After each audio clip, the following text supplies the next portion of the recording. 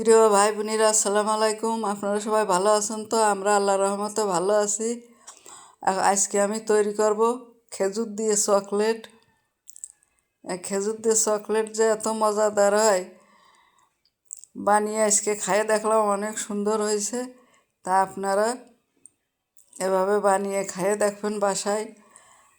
আর বানাতে কী করে বানায় আপনারা দেখেন, সাথেই থাকেন,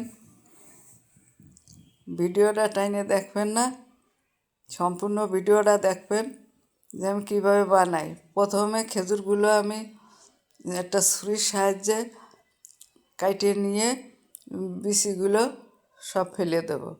দিয়ে প্রথমে একটা কাজু বাদাম দেবো, তারপরে একটা কাঠবাদাম দেবো, একটা কিশমিশ দেবো। এটা হলো কিশমিশ। দিয়ে আমি সুন্দর করে ওর মুখটা আইটে দেবো। এইভাবে আইটে দিলে আর বোঝাই যাবে না যে এর ভিতরে বাদাম দিছি। হ্যাঁ, এত সুন্দর একটা জিনিস। বাদাম টাদাম দিয়ে সবগুলো আমার বানানো হয়ে গেছে। এখন আমি চকলেটগুলো আগেতে ছোটো ছোটো করে রাখিছিলাম, ক্যাডবেরি চকলেট, সেইগুলো আমি একটা বাটিতে পানির উপর দিয়ে দিলাম। মাটির হাঁড়িতে মাটির চুলায় পানি দিয়ে দিছি। দিয়ে পানিটা গরম হবে, গরম হওয়ার পরে বাটিটা দিয়ে আমি চকলেটের গুঁড়ো দিয়ে দিলাম।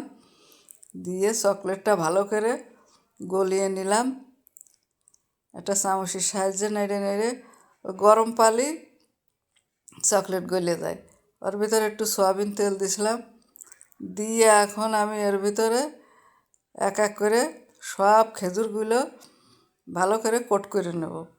ওর গায়ে সব চকলেট মাখে যাবে। আর একটু পরে ফ্রিজে রাখলে পরে একদম মচমচ হয়ে যাবে, সুন্দর একদম দোকানের মতো পারফেক্ট চকলেট হবে আজকে। সবগুলো খেজুর দিয়ে চকলেটের ভিতরে দিয়ে আমি এগুলো কোট করে নেব একে একে সবগুলো। এইভাবে আমি কোট করে নেব।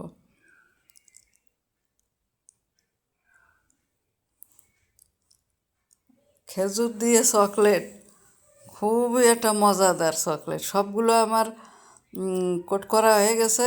এইভাবে চকলেট এখন ঠান্ডা হয়ে গেছে। ফ্রিজে রাখিছিলাম 2 ঘন্টার জন্য, ফ্রিজে রেখে একদম শক্ত হয়ে গেছে। এখন আমি পরিবেশন করে নেব চকলেটগুলো। ছোটো একটা ট্রেতে পরিবেশন করে নিচ্ছি চকলেটগুলো। আপনারা একবার হলেও এগুলো বাসায় ট্রাই করে বানিয়ে খাইয়ে দেখবেন আর বাচ্চাদের দেবেন। বাচ্চারা খাইয়ে আপনার ফ্যান হয়ে যাবে, এত সুন্দর মজা লাগে। ওর চাবা দিলে ওর ভিতরে বাদামগুলো মচমচ করে, অনেক সুন্দর লাগে। বাচ্চারা খুবই পছন্দ করে এই চকলেটগুলো। আমার এই চকলেট বানানো যদি আপনাদের ভালো লেগে থাকে, তা লাইক কমেন্ট শেয়ার করে দেবেন। ভালো থাকবেন, সুস্থ থাকবেন। আসসালামু আলাইকুম।